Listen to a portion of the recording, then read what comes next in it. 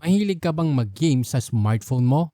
Kung oo, hindi mo dapat palagpasin ang video na to. Sobrang naging viral ang gaming phone na to dahil to sa magandang specs at eto na nga ang pinakamura na ROG phone ngayon. Kaya naman in this video, ilalagay natin to sa hot seat at tatalakayin natin kung bakit ito ang pinakamagandang piliin para sa mga tunay na gamer tulad mo. Pag-upload ka ng video na to, mabibili ang ROG Phone 6 sa online sa presyong 25,990 pesos para sa 12GB RAM at 128GB internal storage. Medyo mababa ang storage nito kumpara sa ibang smartphone sa ganitong price range, pero binawi naman ito ng mataas na 12GB RAM. Ang advantage ng mataas na RAM sa gaming ay mas nai-improve nito ang frame rates para iwas lag.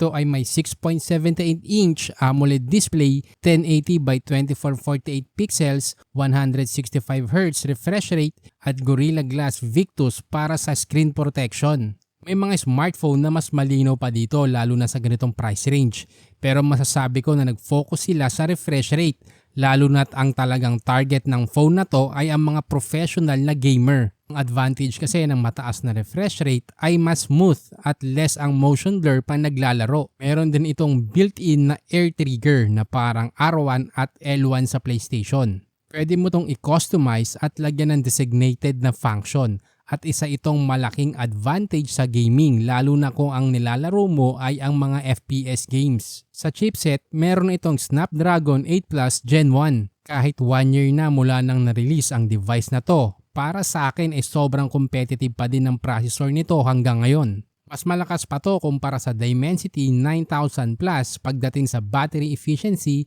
CPU at gaming performance. Sa Genshin Impact, available ang highest graphic settings at 60 FPS. During Clash, nasa 54 hanggang 59 ang FPS. Sa COD naman, available ang very high graphics at max frame rate at kadalasan nasa 59 at 60 FPS. Pagdating sa gaming, wala kang magiging problema dito. Sobrang smooth at walang lag.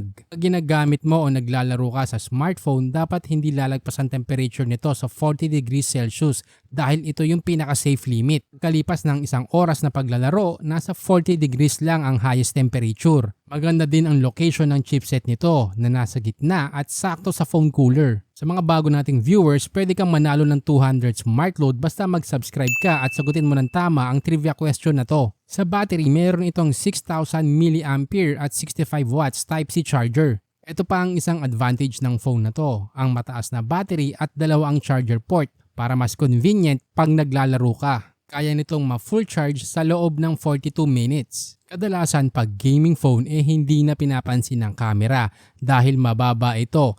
Pero ibahin mo ang ROG Phone 6 dahil ito ay merong 50 megapixel Sony IMX766 sensor para sa main, 13 megapixel ultra-wide, 5 megapixel macro at kayang mag-video recording hanggang 8K at 24 FPS. Kasama nito ang 12 megapixel selfie shooter. Overall, ang ROG Phone 6 ay isang sulit na device lalo na sa mga gamer na kagaya mo. Hindi ito perpekto dahil 128GB lang ang storage nito. Pero sa halagang 25,990 pesos, meron ka ng 12GB RAM, 165Hz refresh rate, built-in air trigger, malakas na chipset, Sony na camera, 6,000 mAh battery at 65 watts charger. Mahirap nang mahanap ang ganitong specs lalo na sa ganitong presyo.